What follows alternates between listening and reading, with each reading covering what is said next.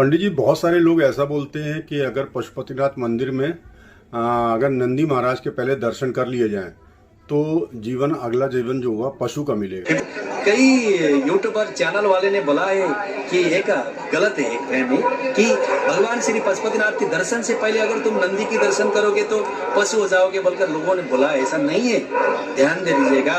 सेनाभ्यो सेनानी व्यस्तभो नमो नमः। सेनापति की घर में जाने से पहले सेना का दर्शन किया जाता है। तो नंदी भृंगी चतुष्ठी योगिनियों को नमस्कार करते हुए फिर आराध्य देव पशुपतिनाथ के दर्शन करेंगे तो फल प्राप्त होता है। और यह दर्शन करने के लिए कोई चार्ज वगैरह नहीं है, आराम से लाइन से जाकर दर्शन वगैरह कर सकते हैं। और सबसे पहले पशुपतिनाथ में दर्शन करते वक्त में भगवान श्री पशुपतिनाथ को दायां करते हुए वासुकी नागराज, उसके बाद में शिल्पिंग विष्णु, बागमती नदी और भगवान कृष्ण भगवान और उन्मत्त भैरव आदि दर्शन करते हुए, नवग्रह दर्शन करते हुए फिर पशुपतिनाथ का दर्शन करके वार निकल सकते हैं। अपरिग में आने के बाद में 18 दिन महाभारत का युद्ध हुआ कौरव पांडव की, और पांडव को गोत्रवध का दोष लगा। उससे प्रायश्चित पाने के लिए पांडव कई तीर्थाटन करने के लिए गए थे।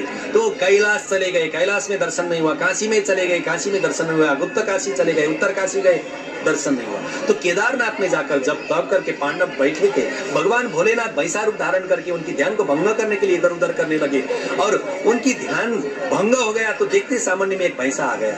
या तो अरे भाई, कोई पशु पंछी जीवात्मा नहीं था, ये भैंसा कैसे आ गया? कहीं शंकर तो नहीं है, कहीं भोलेनाथ तो हमको परीक्षा नहीं ले रहे, चलो इनको पकड़ते बोलकर पांडव जब खड़े हो जाते हैं तो भगवान भोलेनाथ उनकी नेत्र को भ्रमित करके अपने समूह में 200-300 भैंस को जमा कर देते हैं। 200-300 भैंस में से पहला वाला भैंसा कौन सा, बाकी भैंसा कौन सा, पांडव को पहचान में नहीं आया। और पांडव मध्य का जो भीम है, केदारनाथ के पहाड़ों में दो तरफ में टांगे करके खड़ा रह गया और टांग के नीचे से भैंसे को निकाला। सबकी मदद दिक्कत आए और सारा भैंसा निकालने के बाद में अंत में एक भैंस बचा था शंकर भैंस, उसका पुष्ट का भाग से भीम ने पकड़ के उनकी खितातानी में 2 पार्ट हो गई। जो सिरोपरि पार्ट का प्राण पशुपतिनाथ में आकर मिलन हो गया, धड़का हिस्सा जमीन में गड़ के केदारनाथ पर रह गया। इसीलिए 12 ज्योतिर्लिंग से भी संबंध है बोलकर माना गया है।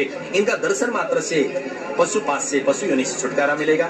सर्वे भवन्तु सुखिना, सर्वे सन्तु निरामया, सर्वे भद्राणि पश्यन्तु मा कश्चित् दुःखभाग् भवेत्। सभी प्राणी में सद्भाव रहे, हमारी कामना है।